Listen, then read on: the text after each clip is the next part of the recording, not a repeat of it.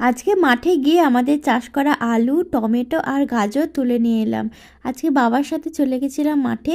এই দেখো গিয়েই দেখতে পেলে গেলাম টমেটো আর এত আলুর গাছ হয়েছে।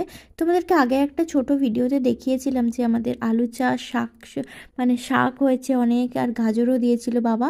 আর দু একটা টমেটো গাছ ছিল, আর তাতে এত টমেটো হয়েছে, বড় বড় টমেটো। এখনও সব কটা পাকেনি, কাঁচাই আছে। তবে এগুলো বেশি পাকতে দেওয়া যাবে না, সব ইঁদুরে খেয়ে ফেলছে। আর গাজরও হয়েছে, একটা বেশ বড় তুললাম, তারপরে এগুলো ছোট ছোটই ছিল।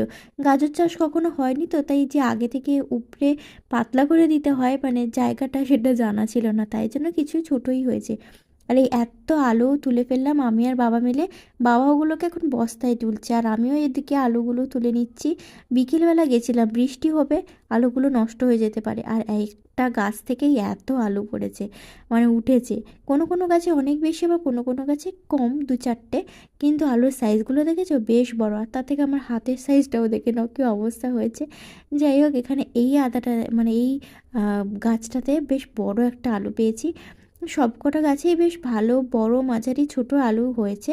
আর মানে এই বছরে এত বড় বড় আলু হয়েছে যে কি বলবো। এখানে নিচেও কয়েকটা মানে আলু গাছ আছে। আর আমাদের বড় আলুর সাথে সাথে ছোট গোল আলু, যেগুলো বলা হয় দেশি আলু, ওগুলো একটু শক্ত ধরনের হয়, ওগুলো খুব ভালো হয় দম খেতে। এখানে শাক হয়েছে, ধনেপাতা, পালং শাক, সব এখন সব মরে যাওয়ার পথে, কিন্তু অনেক শাক তুলে খাওয়া হয়েছে। আমি এখন দেখছি যে কোন গাছগুলো মানে শুকনো হয়ে গেছে, ওগুলো বেছে বেছে তুলে নেব সেজন্য। আর এই দেখো কত আলু তুলছি, এখন আলু তোলা শেষ হয়ে গেছে, সন্ধে হয়ে এসছে, তাই বাড়ি চললাম। আর এই মাঠ দিয়ে হেঁটে হেঁটে যেতে বেশ ভালো লাগছিল।